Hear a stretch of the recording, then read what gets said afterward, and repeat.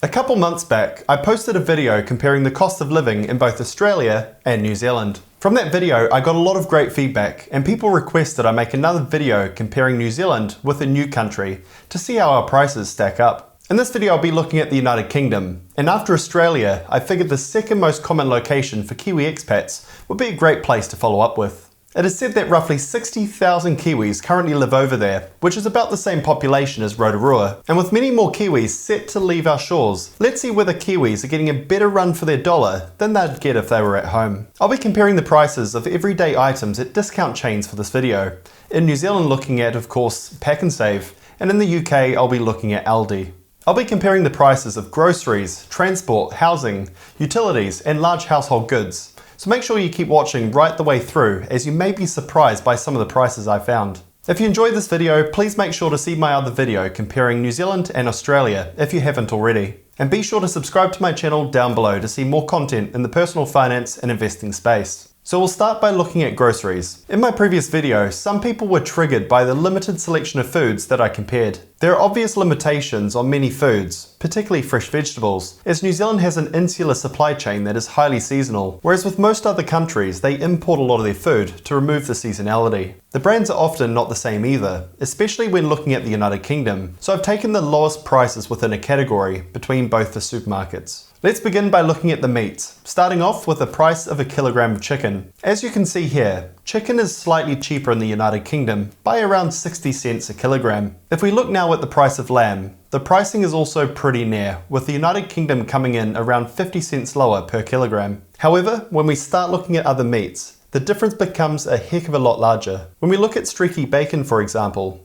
you can see the UK is cheaper by around $2.80 a kilo. And the worst of all is the price of a kilogram of beef mince. And as you can see, they're a whopping $7.50 cheaper than New Zealand per kilo, which is over half price. Isn't that crazy? And here we're told that it's an extra low price. Well, it appears not. So it's clear that across the board, meat in New Zealand is a lot more expensive than in the UK. Next up is two of the more common frozen vegetables, peas and corn. The land of mushy peas comes in at less than half the price of what Kiwis are paying. And on the corn side of things, New Zealanders are paying a premium of over 50%. So what about canned vegetables? If we look at classic tinned tomatoes, they're cheaper in the UK by 15 cents a can. And red kidney beans are over 35 cents a tin cheaper over there. Unfortunately, as I looked at numerous other supermarket categories, the news doesn't get much better. And trust me guys, I really tried. Looking at pantry staples, their long grain rice is less than half price as compared to what Kiwis are paying. If we look at the cheapest vanilla ice cream tub on offer, they're paying $1.40 less per 2 kilo tub. Even with a sugar tax, they still manage to buy their Coke for a few cents cheaper than we can. Olive oil comes in at around $3 a litre cheaper. Pesto is roughly half price. And if you really want to be annoyed, if we look at mild cheddar, it's over $1 a kilo cheaper in the United Kingdom. And if we look at mozzarella, we're paying just under double of our UK counterparts. Unfortunately, we're still not done, and by this point I was extremely surprised to have seen just how much cheaper you can get by in the United Kingdom. The cheapest tray of eggs comes in roughly the same price. A kilo of Greek yogurt is more than half price in the United Kingdom. Kellogg's cornflakes is slightly cheaper, and a 6-pack of Kronas is $10 cheaper in the United Kingdom. There are two other items that were cheaper here, and you'll recall one of these from our comparison with Australia. The first item where New Zealand is cheaper is toilet paper, so that'll be great the next time we need to stockpile for a pandemic. And the second item, of course, is a half kilo of butter, with New Zealand once again leading the way with prices $1.80 cheaper than in the UK. So that rounds out the supermarket pricing. No surprises? It's way cheaper in the UK. The next round of comparison is fast food. Just like last time, I'll be comparing the price of both McDonald's and Subway. In the UK, their Big Macs come in at $1.30 cheaper,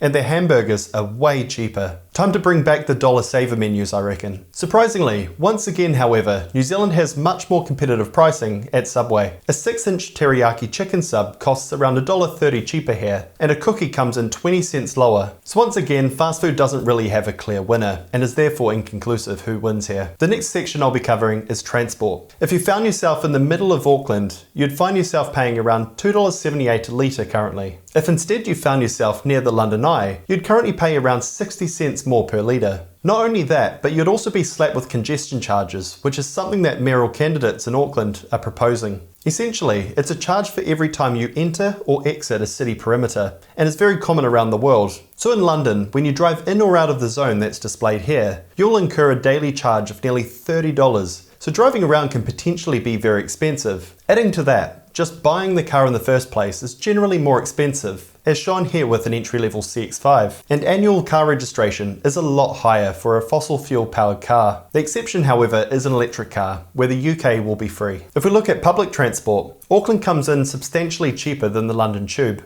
by about $2 or $3 per one-way trip. And with the half-price promotion now being extended through to early next year, the savings are even greater. So it seems that New Zealand is much more affordable when it comes to transport. If I missed any other transport costs, do let me know down below in the comments. Next up, we have the cost of houses and the utilities that power them. In London, as the city is so massive, the average house price is about $1 million. This is slightly cheaper than Auckland. However, I would expect much of this would have to do with them having smaller format houses, such as apartments and duplexes, and they're generally a little bit older. On the other hand, when we look at Auckland homes, they're generally standalone, have a fair bit of land, and most were built in the past few decades. When we consider mortgage payments on the average home, the UK has much more competitively priced rates, and the normal term is to fix for 2 years. Using current rates, the average home would cost around $400 a week less in London, and you'd also save from not having to replace the windows from a ram raid, like you would in Auckland. Electricity is also much cheaper in Auckland as it compared to the rates on the London Power website, where their usage rates are around double of what you'd pay here. Fibre internet comes in at around $27 cheaper in the United Kingdom per month. However, it's important to highlight that their speeds over there are pretty dismal at around 5 times lower speeds. Comparing Vodafone in both the UK and New Zealand, it's surprising to see that in New Zealand they offer much more competitive mobile rates compared to their counterparts in the UK for a modest 5 GB a month prepaid plan. And if we now look at the price of water supply, this time around I've also compared the price of wastewater to give a more complete picture of the likely costs. Surprisingly, London came in roughly a third cheaper than the equivalent supply in Auckland. When looking into the numbers, in London their wastewater is substantially cheaper at around 65 cents per 1,000 litres discharged, while in Auckland we pay over $3. I'm thinking this could be due to Auckland treating the wastewater better to ensure we have clean waterways, but I could be wrong here. Finally, let's now get into household goods. The results here are surprising. If we look at the price of a 75-inch Samsung TV, New Zealand actually offers a slightly better price by $7. For a KitchenAid machine in New Zealand, we are over $170 cheaper. A Canon M50 camera, like the one I'm running now, also comes in around $50 cheaper here. The iPhone 13 Pro comes in $33 cheaper, and a Surface Pro laptop like the one I use to edit my videos is $100 cheaper here. The last item I compared was a Dyson vacuum cleaner,